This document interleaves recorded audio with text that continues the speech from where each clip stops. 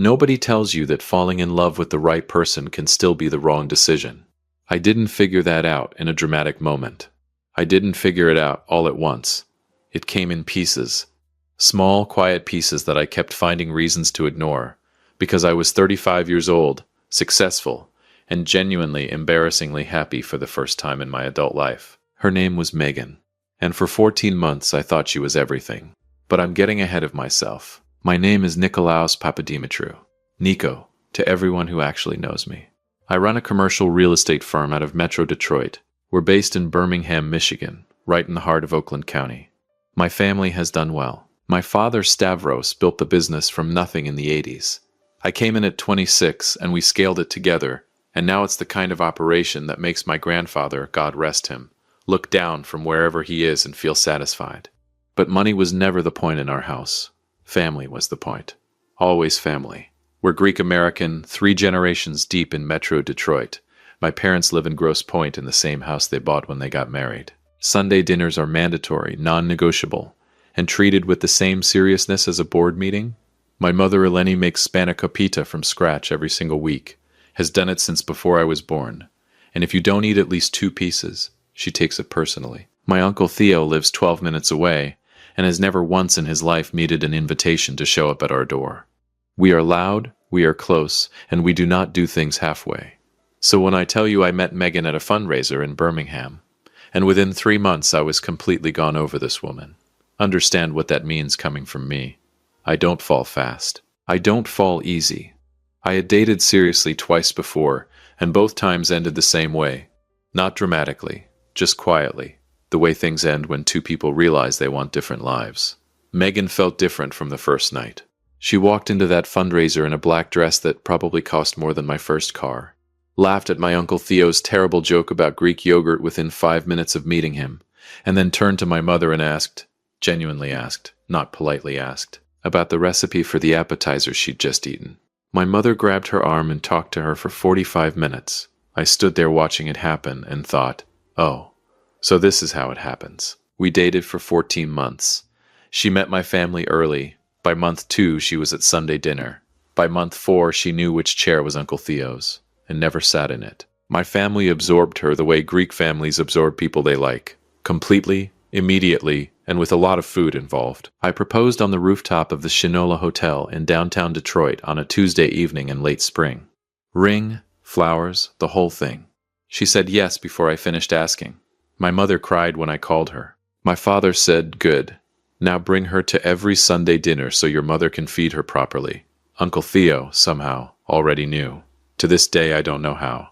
I was happy, genuinely, completely happy, and I had absolutely no idea what she was planning. Welcome to Dad's Raw Revenge. Get comfortable. This story is going to take you somewhere. Hit that like button and drop a comment below letting me know where you're watching from.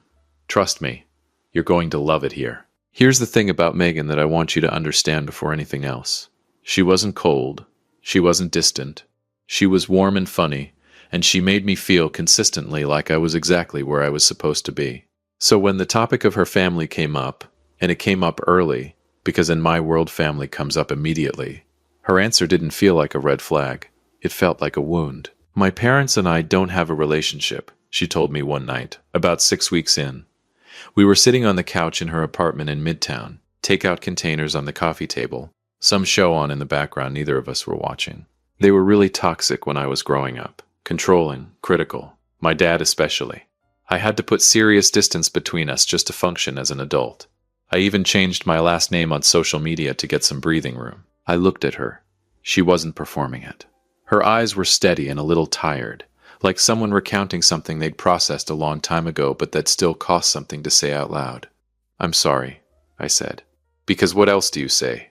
It's okay. It's just not something I talk about a lot. They won't be at the wedding. I need you to be okay with that. I told her I was okay with that. And I was. Because I trusted her. Because she had given me zero reason not to. What I didn't fully account for was my family. Not that they were hostile toward Megan. They weren't, not even close. But the Papadimitriou family operates on a specific cultural frequency, and that frequency includes a bone-deep need to know the people connected to the people they love. It's not nosiness. It's not judgment. It's just we believe you understand a person better when you understand where they came from, who raised them, what table they grew up sitting at. And by month 11 of our engagement, the silence around Megan's family had started creating its own kind of noise. It came to a head on a Sunday evening in late July. My mother had made pasticcio, the real version, the one that takes most of Saturday to prepare, and we were all around the table in Grosse Pointe. Me, Megan, my parents, Uncle Theo, my cousin Nick Jr., and his wife. Everything was warm and normal, until Uncle Theo, operating as he always does with complete disregard for social timing, put down his fork and looked at Megan. "Megan, sweetheart, I gotta ask you something." She smiled. "Sure, Theo. Where are your people?" The table went quiet the way tables go quiet when someone says the thing everyone has been carefully not saying. Megan's smile stayed in place, but her eyes shifted. Just slightly. "My parents and I aren't in contact. I've mentioned that." "I know you mentioned it. I'm asking about it." Theo wasn't being cruel. He was being Theo. Because in our family, and I mean this with love, you don't marry into a family you've never met. It's not how we do things. "Theo," my father's voice. Low, single word. Theo picked up his fork, but the question was already on the table and no amount of pasticcio was going to bury it. Later, after Megan had gone home, my father came and found me in the kitchen.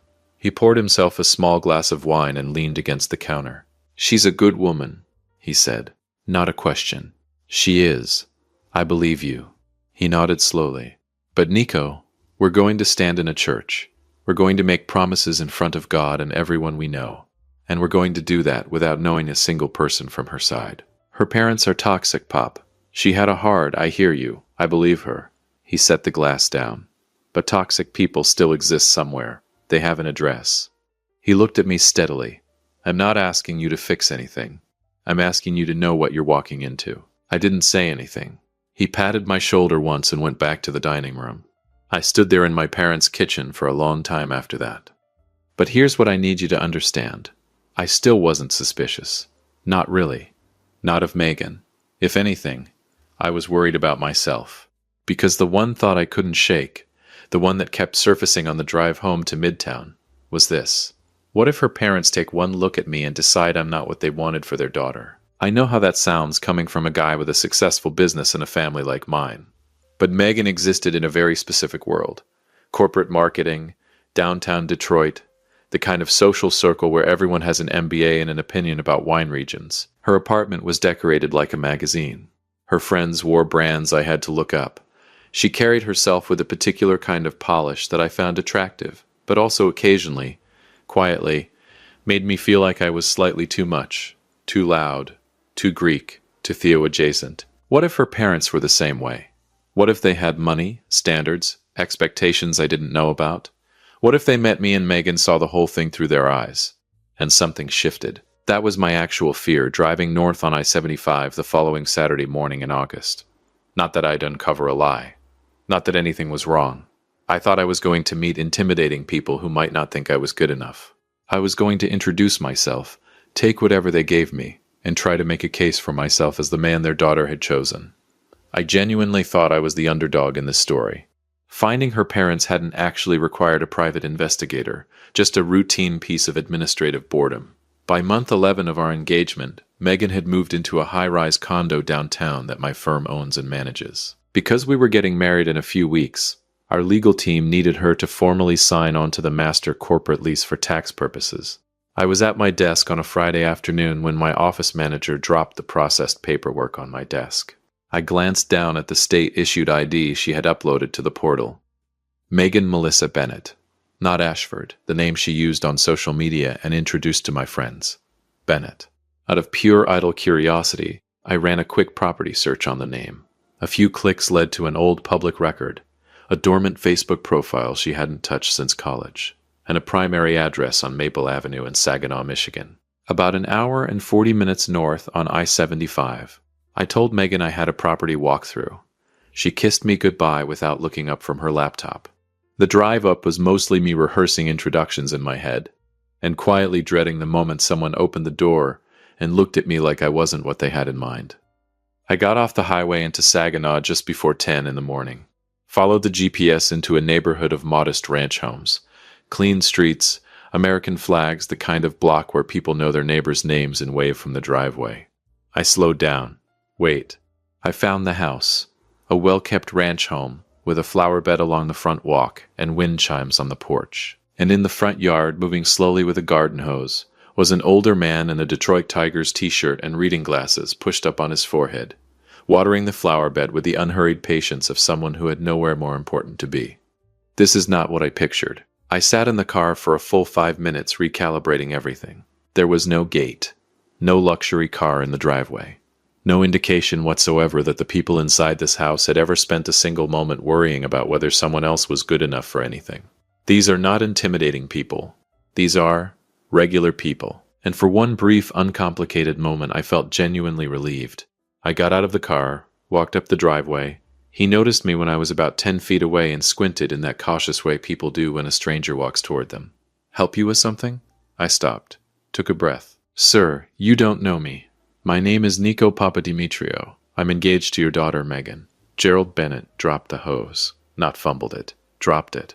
Water pooled slowly across the driveway as he stared at me, and his face did something I was completely unprepared for. It crumbled, not with anger, not with suspicion, with relief, with 2 years of accumulated grief finding somewhere to finally land. "Nancy," his voice broke on her name. "Nancy, come outside." And in that single moment, standing on a driveway in Saginaw watching a retired postal worker try to collect himself, my entire understanding of the situation turned completely upside down. Inside the Bennett house, everything I thought I knew about Megan began coming apart at the seams. Quietly, methodically, over coffee I didn't ask for, and a plate of cookies Nancy put out with shaking hands. The house was clean and modest and filled, completely filled, with Megan. School photos, birthday pictures, a prom photo on the mantel, a college graduation portrait where Gerald and Nancy stood on either side of her, beaming. Gerald's arm around her shoulders, Nancy's face so proud it almost hurt to look at. These were not the faces of abusive people. These were the faces of parents who missed their daughter.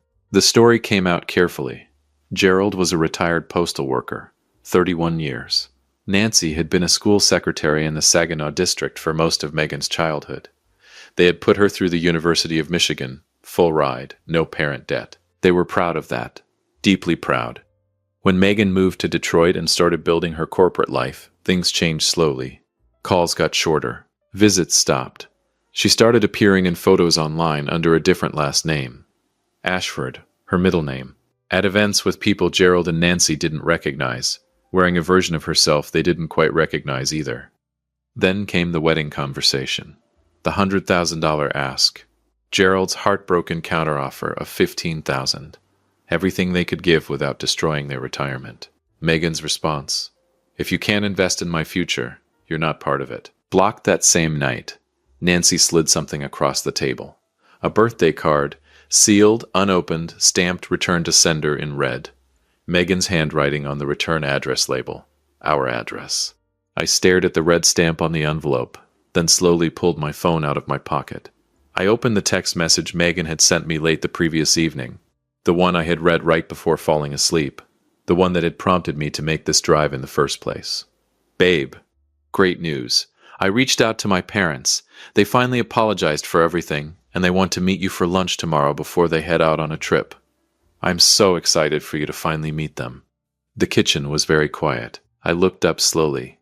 Gerald and Nancy Bennett were sitting directly across from me, completely oblivious to the digital reality their daughter was constructing in real time. I turned the phone around and showed them the screen. Nancy read it. She set the phone down gently, said nothing. Gerald looked out the kitchen window at the flower bed he'd been watering when I walked up. I thought about the drive up, my rehearsed introductions, my quiet fear that I wouldn't be good enough for these people. I almost laughed. I almost actually laughed. Because I had spent weeks worrying that Megan's parents might look down on me, that they might be too polished, too wealthy, too particular. And they were here, in Saginaw, in a ranch house on Maple Avenue. With wind chimes and a garden hose and 2 years of unopened birthday cards, the person who had decided someone wasn't good enough wasn't them. It was her. It had always been her.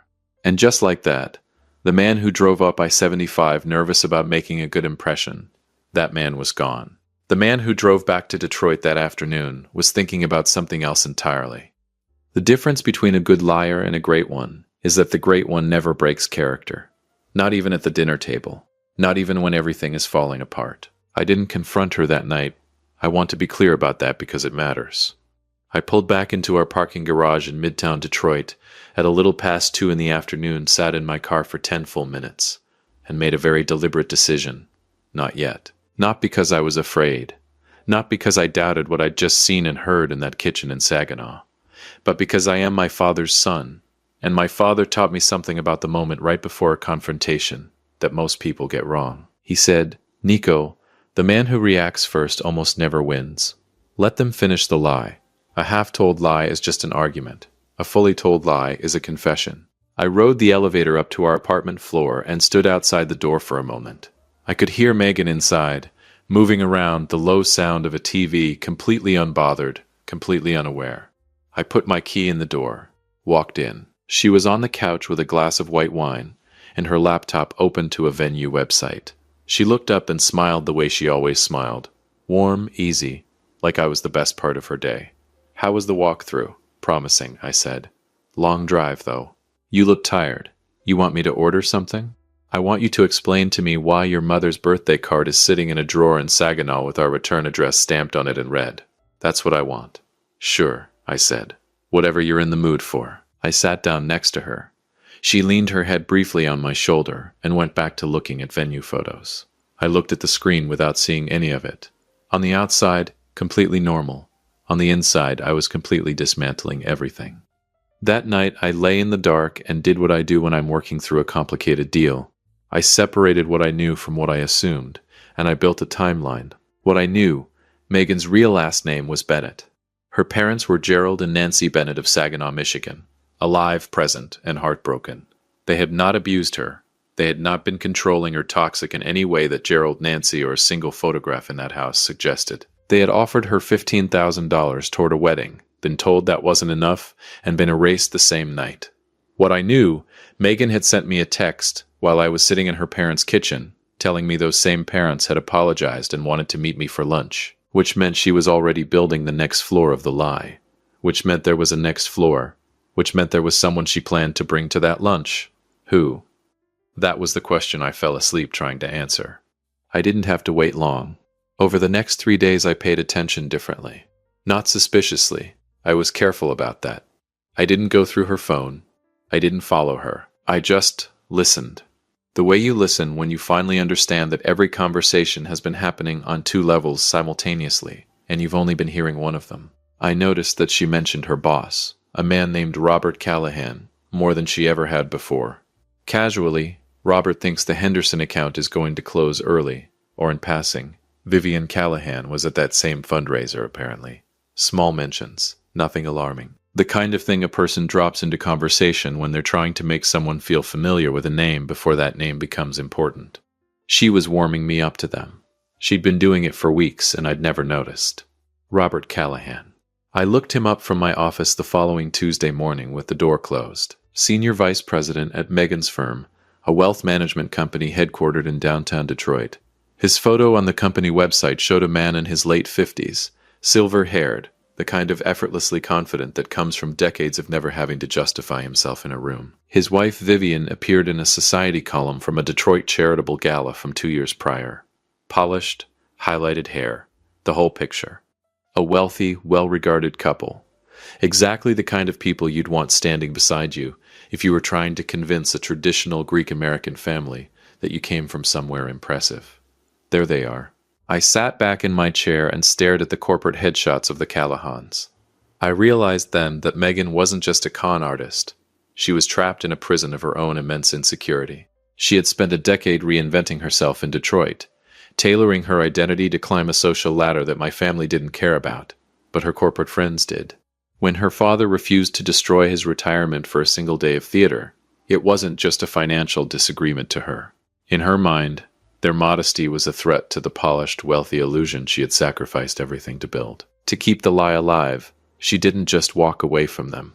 She had to erase them completely. And then I thought about what she must have told the Callahans to get them to agree to this. Because here's what I know about people like Robert and Vivian Callahan. They didn't get where they are by being stupid or careless. For Megan to get them to sit across a lunch table and introduce themselves as her parents, she had to have given them something that made sense. A story that held together, something sympathetic enough that two busy prominent people would say yes without asking too many questions. What did she tell them? I turned it over for 2 days, and then on Thursday morning my phone buzzed with a reminder Megan had added to our shared calendar. Lunch, Robert and Vivian, the Lark, West Bloomfield, Saturday 12:30 noon. She'd added a note underneath. Can't wait for you to finally meet them, babe. This means everything to me. I stared at that note for a long time. It means everything to me. I thought about Nancy Bennett pressing a sealed birthday card across a kitchen table. I thought about Gerald Bennett's face when he read that text message over my shoulder. Yeah, I'll bet it does. I called my father that same Thursday from my car, engine running, sitting in the parking structure beneath our building. He picked up on the second ring. I need to talk to you. Come to the house. 20 minutes later, I was sitting at my parents' kitchen table in Grosse Pointe, the same table where Megan had charmed my mother, where Uncle Theo had asked his question, where everything had looked completely normal 2 weeks ago. And I laid it out. Everything. Saginaw, Gerald and Nancy, the birthday card, the text, Robert and Vivian Callahan. My father sat across from me with his hands folded on the table and listened without a single interruption. When I finished, the kitchen was quiet for a moment. Then he said, "What do you need?" 4 words. That's it. No lecture. No. I told you so. No dramatic reaction. I need to go to this lunch, I said. I need to build something bigger. My father nodded slowly. And the Bennetts? I'm going back to Saginaw after the lunch. I want to know if they're willing to be part of what comes next. He looked at me steadily. And what comes next? A dinner, I said. A real one, with the right people in the room. Another pause. Then my father stood up, straightened his jacket, and said, I'll talk to your mother about the restaurant. That was the whole conversation. My mother's reaction was slightly less contained.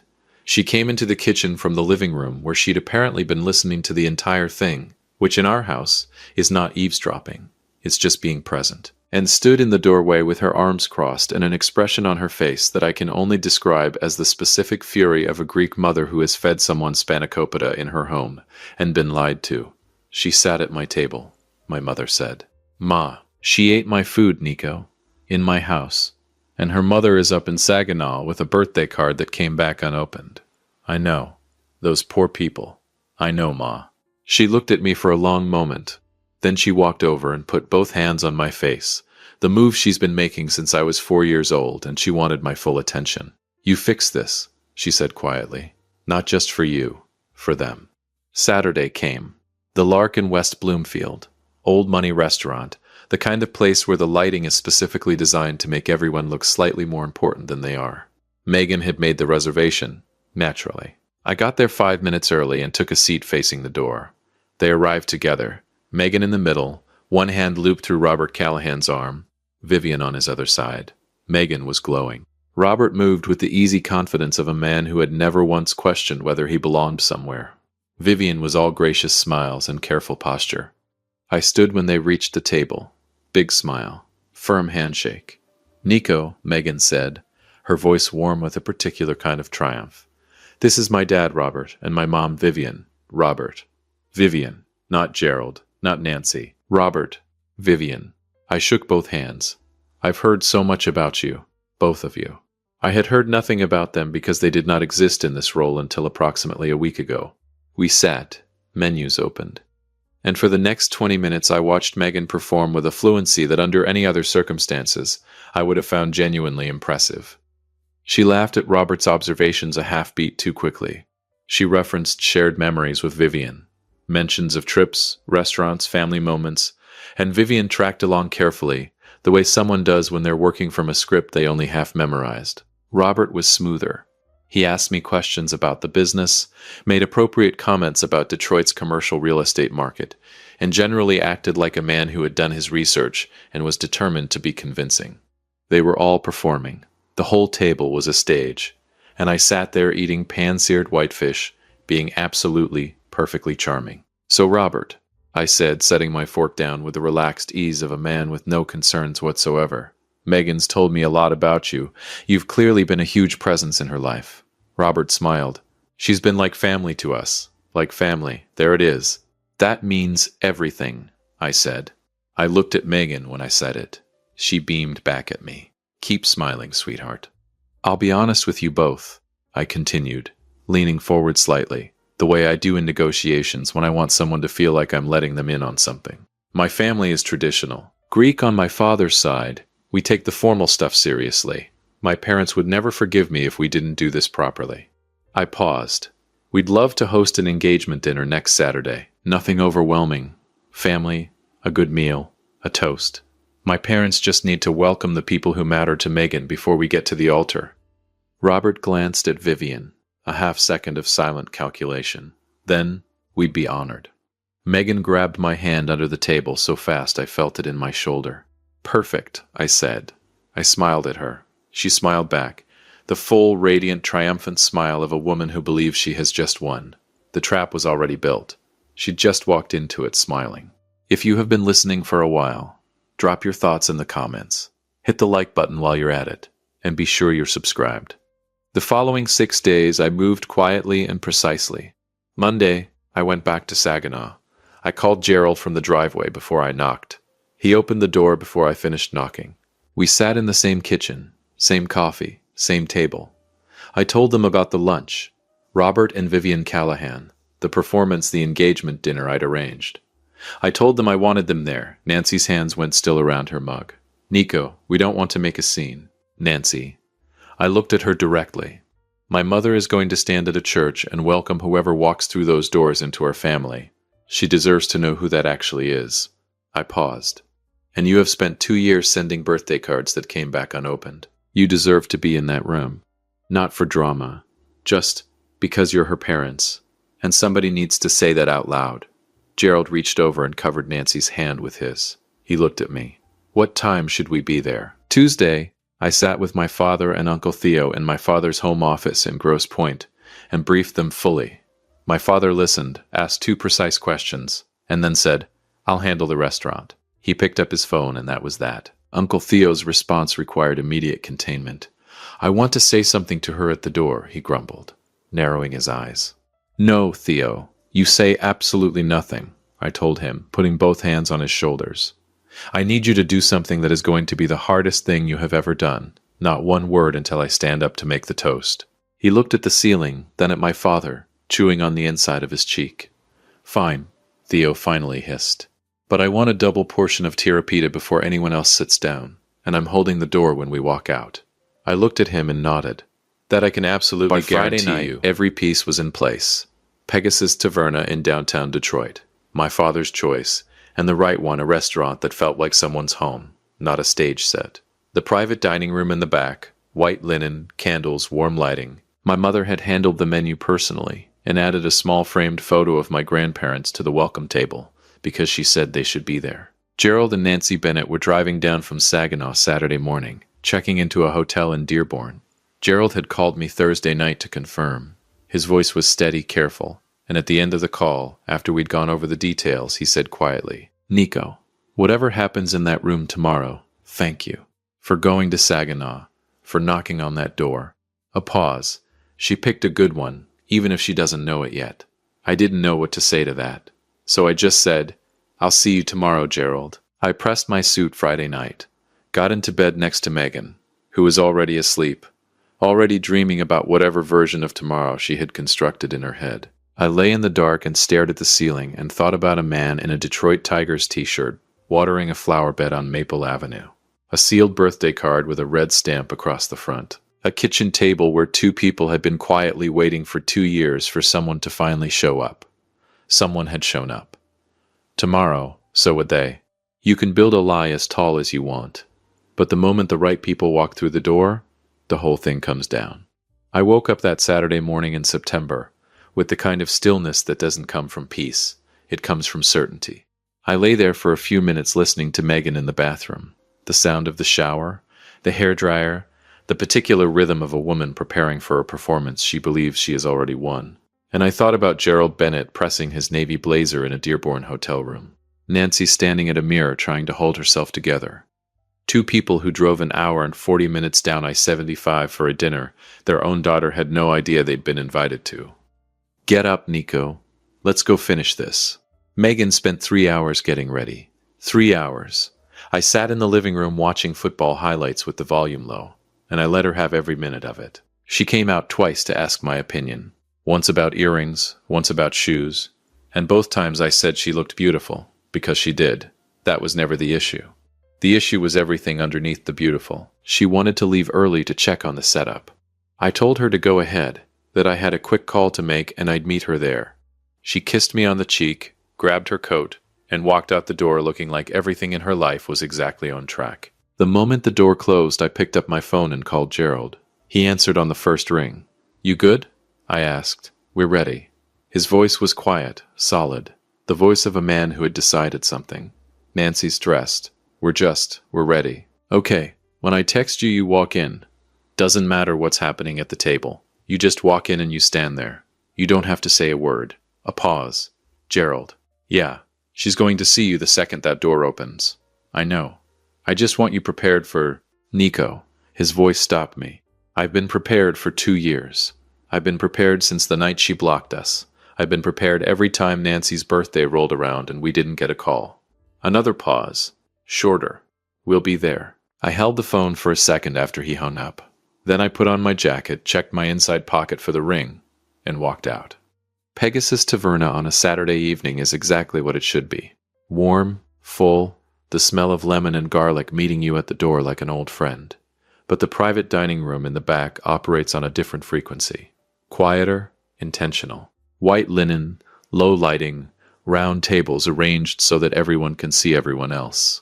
My mother had been there since 4 in the afternoon. When I walked in at 6:30, she was adjusting the centerpiece flowers, with the focused energy of a woman who understood that the details of a room tell people how seriously you take them. She looked up when I came in and studied my face the way she's been studying my face since I was old enough to have something to hide.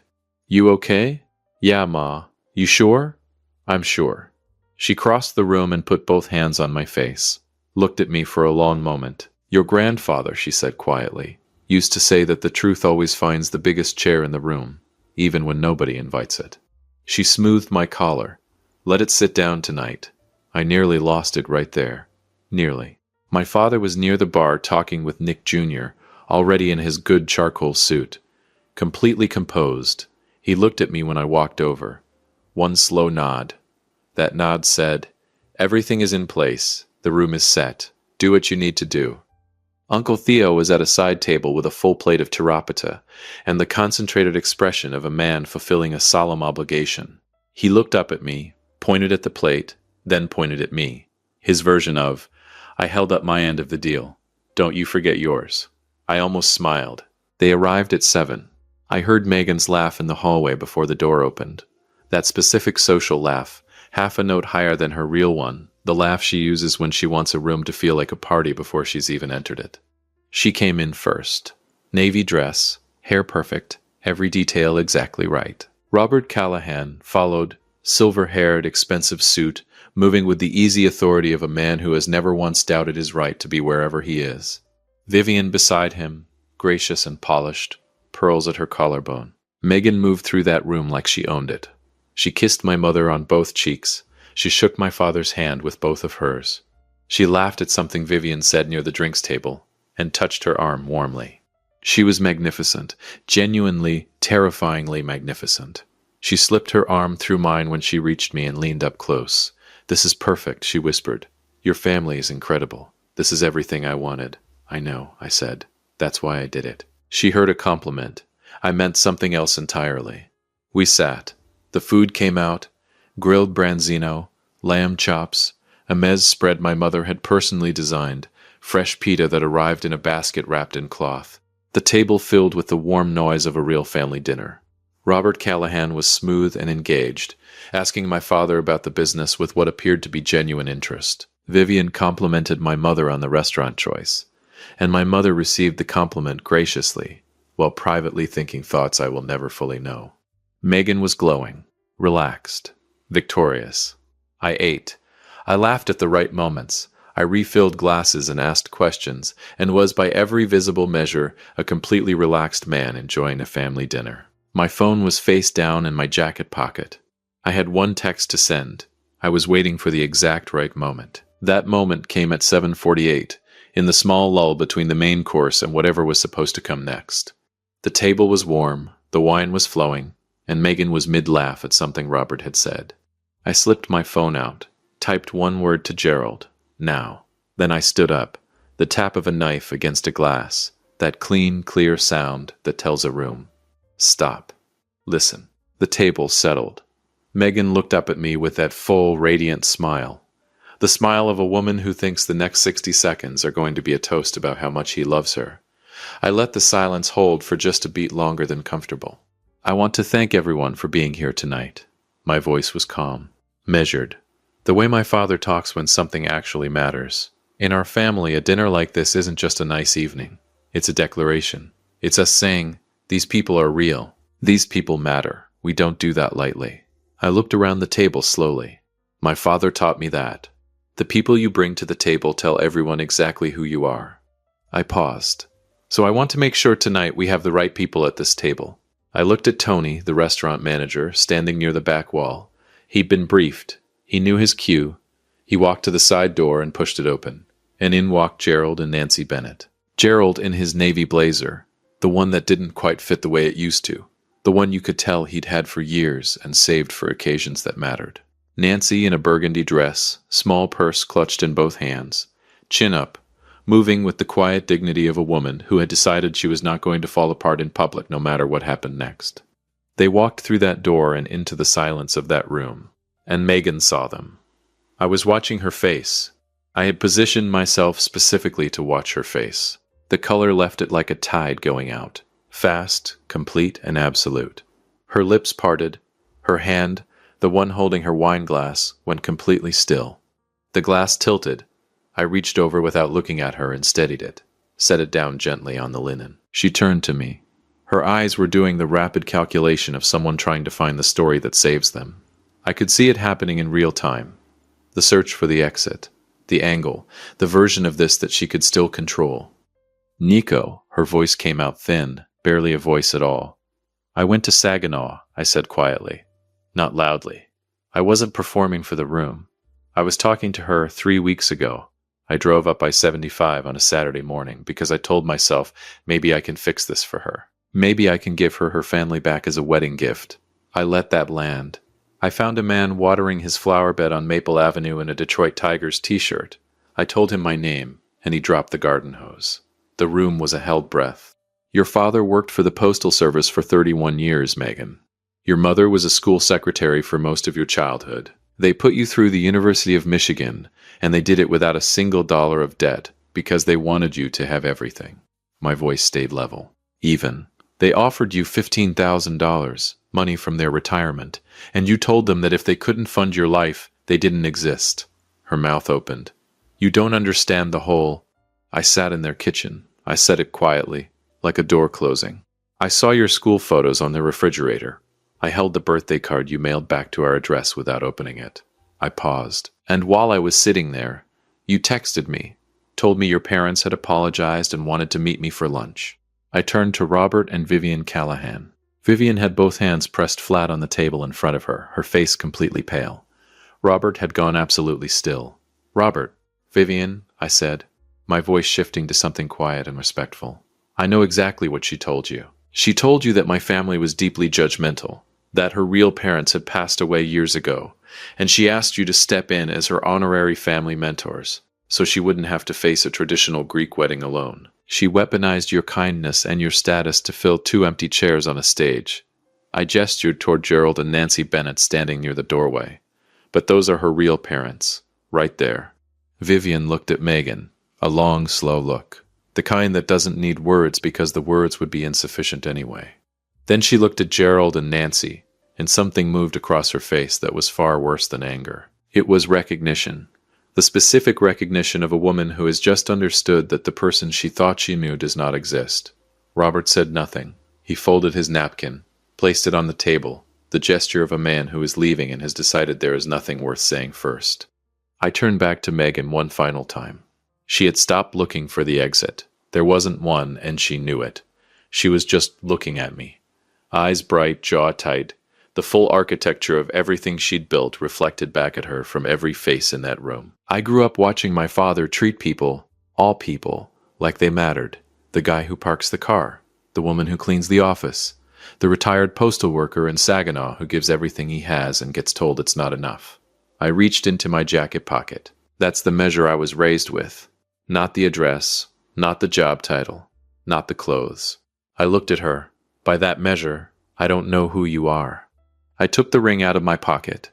I set it on the white linen tablecloth in front of her. Not thrown, not dramatic, just placed. Quietly. The way you set something down when you've been carrying it too long and you're finally ready to put it down for good. Then I picked up the floral centerpiece from the middle of our table. White flowers, simple, my mother's choice. And I walked across the room to where Nancy Bennett was standing. She was fighting it. You could see the effort in her jaw, her shoulders, the way she was breathing. Short and careful. The way people breathe when they are holding something enormous and cannot afford to drop it in public. I held the flowers out to her. She looked at them, looked at me, and then Nancy Bennett, who had driven an hour and 40 minutes from Saginaw, and pressed her best dress, and held her chin up through the hardest walk of her life. She took the flowers and came completely apart. Not loudly. The quiet kind. The kind that comes from 2 years of accumulated grief finding somewhere to finally go. Gerald had his arm around her before the first sound left her. His jaw was tight, his eyes wet, his chin steady. He pulled her in and looked at me over the top of her head. And then he did something I didn't expect. He stepped forward. One step, Nancy still tucked under his arm, and he extended his free hand to me. I shook it. He gripped it hard, the grip of a man saying something his voice couldn't quite carry yet. I held it for a moment. Then I stepped back. My father was beside me. I don't know exactly when he moved. Stavros Papadimitriou materializes when it matters. It's just what he does. He looked at Gerald Bennett for a moment. Then he stepped forward and extended his hand. "I'm Stavros," he said. "I should have met you a long time ago. I'm sorry for that." Gerald shook his hand. Swallowed once. "Gerald." A breath. "Thank you for raising a man like that." My father looked at me sideways. Just for a second. Just long enough. In 35 years, that is the proudest I have ever seen him look. My mother didn't shake Nancy's hand. She pulled her into a full embrace. Both arms immediate, unconditional. The way Greek mothers hold people who need to be held. Nancy held on. The flowers were still in her hands. We walked out together, the Papadimitrious and the Bennetts. My mother's arm linked through Nancy's, my father and Gerald walking side by side with the quiet ease of two men who had just recognized something in each other. Nick Jr. holding doors, Uncle Theo bringing up the rear. Theo stopped at the main door. He turned back, just once. I looked back too. Megan was sitting at the center of that table, in her perfect dress, in her perfectly constructed life. The ring on the linen in front of her, the centerpiece gone. Robert and Vivian Callahan stood at the far end of the room. Vivian with her coat already on, Robert with his hand at the small of her back, neither of them looking in Megan's direction as they moved toward the exit. Her friends, the high society crowd she had curated and performed for, and built her entire second identity around, sat in their chairs, with the particular discomfort of people who have just witnessed something they cannot unknow, and aren't sure what to do with their hands. Nobody went to her. Nobody pulled her aside. Nobody offered a version of events that made it better. Nobody played the part she needed them to play, because there were no more parts available. The whole cast had walked out. She just sat there, seen, completely, finally, irreversibly seen. Uncle Theo looked at her for a long moment. Then he shook his head once, slow, almost sad, and let the door close behind him. Outside on the sidewalk, September air cool and clean. Downtown Detroit moving around us like it had no idea what had just happened inside that restaurant. I stood next to my father and breathed. He put his hand on the back of my neck, the thing he's done since I was a kid. Didn't say anything for a moment. Then, your grandfather would have done the same thing. That was it. That was all he said. Across the sidewalk, Gerald Bennett was looking up at the Detroit skyline with Nancy tucked under his arm, the white flowers still in her hands, both of them breathing the same cool September air like people who had just been handed something back that they'd given up on ever seeing again. Gerald caught me looking. He nodded once. Not a thank you nod, something that didn't have a word for it. I nodded back. Some deals you close for profit. Some you close because there is no version of yourself you can live with that walks away from the table. That night, I closed the most important deal of my life, and I didn't make a single dollar. Some women lie to erase people who loved her. She built a whole life on top of that erasure. And on a Saturday night in September, in a private dining room at Pegasus Taverna in downtown Detroit, every single floor of it came down. If you enjoyed this story, hit that like button, subscribe, and drop a comment below. Let me know where you're watching from. I will see you on the next one.